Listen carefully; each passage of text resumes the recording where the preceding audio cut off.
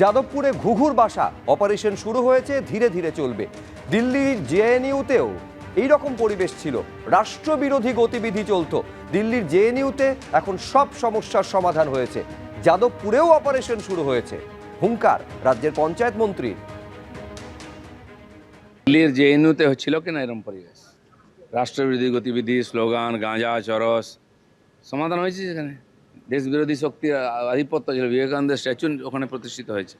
আর বিবেকানন্দের রাজ্যে এইরকম একটা নামী ইউনিভার্সিটিতে কিছু লোক উৎপাত করবে, যা ইচ্ছা করবে, সেখানে রাজ্যপালকে অপমান করা হবে, কেন্দ্রীয় মন্ত্রীকে অপমান করা হবে, অন্য কোনো মতাদর্শের লোককে ঢুকতে দেওয়া হবে না।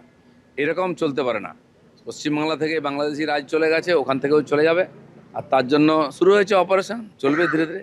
এবং যারা ওখানকার ইউনিভার্সিটি কর্তৃপক্ষ, সম্মাননীয় আর উপাচার্য থেকে আরম্ভ করে সবাইকে এইভাবে সতর্ক থাকা উচিত। কলেজে, ইউনিভার্সিটিতে পুলিশ যাবে না, ঠিক আছে, কিন্তু অ্যাডমিনিস্ট্রেশন ঠিক থাকা উচিত, পড়াশোনার পরিবেশ ঠিক থাকা উচিত, নিরাপত্তা ঠিক থাকা উচিত। না হলে তো সমস্যা হবেই উল্টো দিক থেকে। এর আগে অনেক ঘটনা ঘটেছে, কাউকে অ্যারেস্ট করেছে ইউনিভার্সিটি। বাউল সুপ্রিয়কে যেভাবে অসম্মান করা হয়েছিল, তার বিরুদ্ধে আমরা গিয়ে ওখানে সার্জিক্যাল স্ট্রাইক করিয়েছিলাম। জানি কর্তৃপক্ষ করতে পারবে না, ঘুঘুর বাসা আছে। রাজ্যপালকে যেভাবে অপমান করা হয়েছিল, এটা তো কেউ সহ্য করতে পারে না। আমরা পারিনি, সহ্য করব না, আমরাই পরিবর্তন করব।